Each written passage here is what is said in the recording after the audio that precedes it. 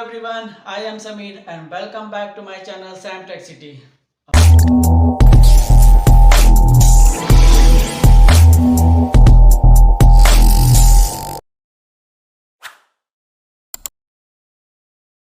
हमारा टॉपिक है work coordinate command. यानी आज हम इन कमांड के बारे में पढ़ने वाले हैं। G54, G55, G56, G57, G58, G59, G10 and G53। यानी ये कमांड क्या होती हैं, कैसे सेट करी जाती हैं, इसके आज हम इस पूरे वीडियो में आज बताएंगे कि कैसे इसका यूज किया जाता है। तो अब ये होते क्या है, वर्क कोऑर्डिनेट कमांड मतलब समझ में आया कि हमारा जैसे मशीन होती है तो मशीन का एक डेटम पॉइंट होता है। तो वैसे ही जब भी हमें जहाँ पे भी ऑपरेशन करना है यानी उसका भी एक ओरिजिन पॉइंट होगा, उस ओरिजिन पॉइंट से हम क्या करते हैं, मशीनिंग करते हैं। तो हम लोग स्टार्ट करते हैं सबसे पहले G53। तो ये G53 क्या होता है, तो G53 हमारा होता है machine datum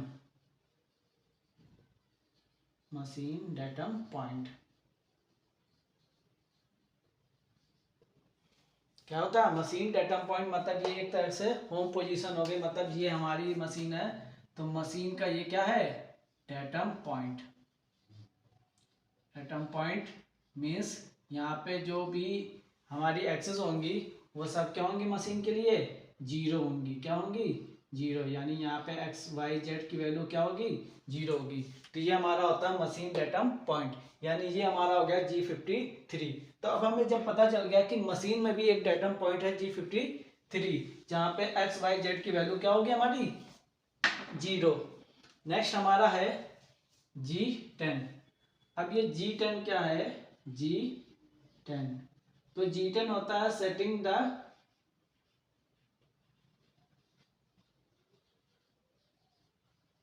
datum point. Okay, G10 हमारा क्या होता है, सेटिंग द डेटम पॉइंट। अब ये किसका डेटम पॉइंट सेट करेगा, यानी ये सेट करेगा किसका डेटम पॉइंट, वर्क का। ओके, G53 हमारा क्या था, डेटम पॉइंट मशीन के लिए था, और G10 हमारा सेट करेगा डेटम पॉइंट किसके लिए, वर्क के लिए, कि हमारा वर्क कहाँ पे हो रहा है, उसका ओरिजिन पॉइंट कहाँ से लिया जाएगा। उसकी सेटिंग हम लोग किसके कमांड के थ्रू करेंगे, G10। यानी ये कमांड हमें क्या बताता है, use to tell the machine distance to work datum point from machine datum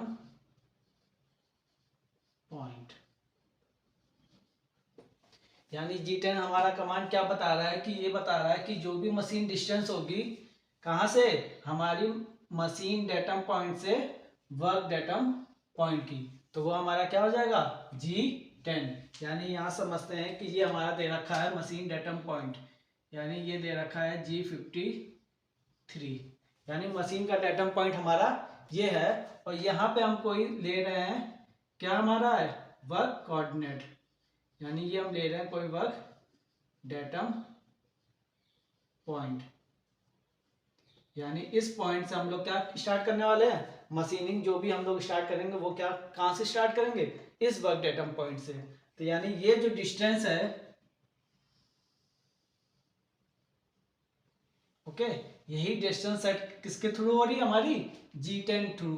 किसके के, G10 कमांड की थ्रू हो रही है। यानी ये एक डेटम पॉइंट हो गया हमारा, सेम वैसे ही ये एक डेटम पॉइंट हो गया वर्क का, सेम हमारा ऐसे ये एक डेटम पॉइंट हो गया, सेम हमारा एक जैसे ये डेटम पॉइंट हो गया। तो इन सब के पॉइंट के ये हमारे क्या है, वर्क डेटम पॉइंट। ये भी हमारा क्या है, वर्क डेटम पॉइंट।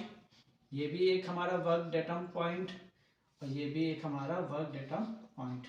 मतलब हम एक वर्क में कई सारे डेटम पॉइंट बना सकते हैं, क्योंकि हमारा क्या होगा, पार्ट्स में कई तरह के ओरिएंटेशन भी होते हैं, तो उन ओरिएंटेशन के हिसाब से हम एक से ज़्यादा भी क्या बना सकते हैं, वर्क डायग्राम बना सकते हैं। तो अब इनकी जो वर्क डायग्राम की पोजीशन होगी ये किसके थ्रू सेट हो रही है, G10 के थ्रू, यानी ये भी हमारी सेटिंग किसके थ्रू हो रही है, G10, G10 और G10। यानी इस पॉइंट से हमें इस पॉइंट तक जाने के लिए, यानी जो भी डिस्टेंस होगी x की, y की और z की, तो वो हमारा क्या हो जाएगा, किसके कोऑर्डिनेट बन जाएंगे, हमारे वर्क कोऑर्डिनेट बन जाएंगे डेटम पॉइंट, यानी x y z। ओके, वैसे इसका भी x y z, यानी जो भी डिस्टेंस होगी हमारी इस पॉइंट से x y z की वही हमारा क्या हो जाएगा, वर्क कोऑर्डिनेट। यानी वो किसके थ्रू सेट हो रहा है, हमारा G10 के थ्रू हो रहा है। तो इसका कैसे सेट करेंगे,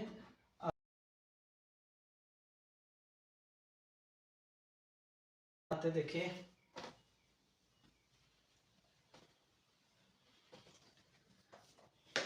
ओके, तो यानी G10 का जो फॉर्मेट होता है उसको हम लोग लिखते हैं G10 L2 P X Y Z।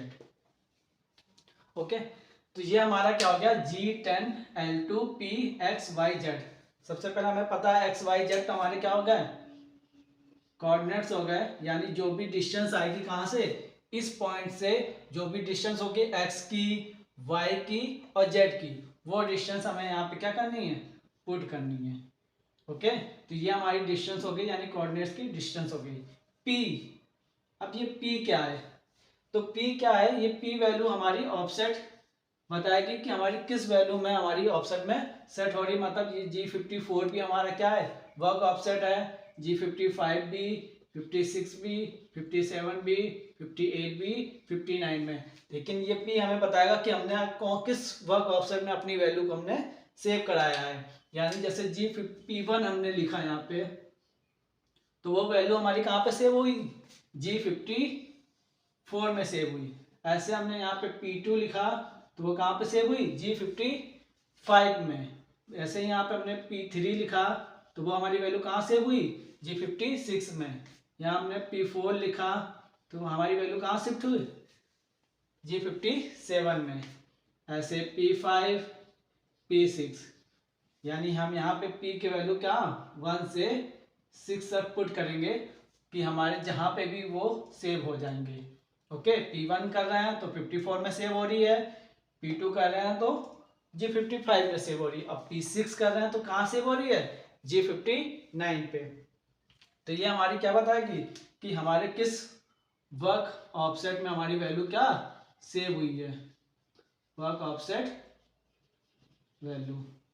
Okay, कि किस ऑफसेट में हमने अपनी वैल्यू को सेव कराया है।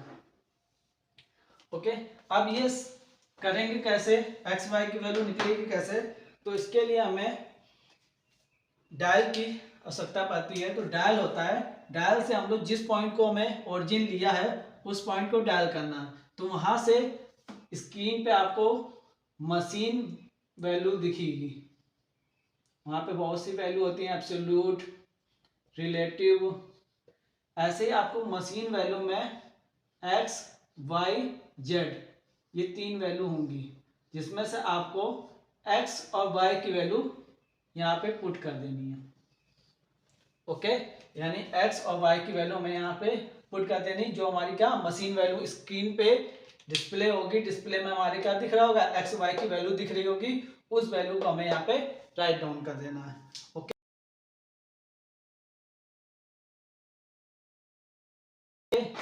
नेक्स्ट जेड कैसे करना है, तो जेड के लिए हमारा जो भी कंपोनेंट है जैसे ये है, तो इस पॉइंट तक हमें टूल को टच कराना है। ओके, फिर जो भी वैल्यू आएगी जेड मशीन वाली वैल्यू में ही जेड की वैल्यू अब देखेंगे हम, जो भी आएगी उसमें हमारा जो टूल ऑफसेट होगा, जितनी टूल की लेंथ होगी उसको ऐड कर देंगे, फिर वो वैल्यू हम लोग कहाँ पे पुट कर देंगे, जेड में पुट कर देंगे। तो इस तरह से हमारा क्या एक्स वाई जेड की वैल्यू हम लोग पुट कर देंगे। ओके, सपोज हमने कुछ भी यहाँ पे वैल्यू पुट कर दी 100, 50, जेड की वैल्यू माइनस में होगी हमारी 450। ओके, तो अब हमने सपोज यहाँ पे हमने लिख दिया 2। ओके, यानी ये कोऑर्डिनेट्स हमारे P2 में शिफ्ट सेट हो गए, यानी हमारी किस कोऑर्डिनेट में शिफ्ट हो गए, G55 में। कहाँ पे सेट हो गए, G55 में। तो यानी इसी तरह अगर हम यहाँ कर देते 3 तो वो हमारे सेव हो जाते G56 में। ओके, सेम हमारे यहाँ पे कोई XYZ की वैल्यू होगी। ओके, तो यहाँ पे XYZ की वैल्यू होगी तो हमने यहाँ मान लिया इसको G54 में सेव करा लिया। इसमें कुछ अलग वैल्यू होगी, इसको हमने शिफ्ट करा लिया G55 में। यहाँ पे कुछ अलग वैल्यू होगी, इसको हमने सेव करा लिया G56 में। यहाँ पे कुछ अलग वैल्यू होगी, इसको हमने सेव करा लिया G57 में। ऐसे अगर हमें और जरूरत पड़ रही तो हमने 58 में करा लिया और 59 में करा लिया। ओके, तो इस तरह से हम लोग वह कोऑर्डिनेट्स बनाते हैं कि हमें क्या होता है कि कोई भी पार्ट होगा उसका कोई ना कोई एक ओरिजिन पॉइंट दिया होगा जहाँ से सारी डायमेंशन हमें शो कर रहे होंगे। तो हमें क्या करना होता है कि टूल को हमें सबसे पहले एक पोजीशन पे लाना होता है, हमारे क्या वर्क के रेफरेंस पॉइंट पे लाना होता है, फिर वहां से हम लोग क्या करते हैं, मशीनिंग स्टार्ट करते हैं। ओके ओके, तो इस तरह से हम लोग यूज करेंगे इन सारे जी कोड का। ओके,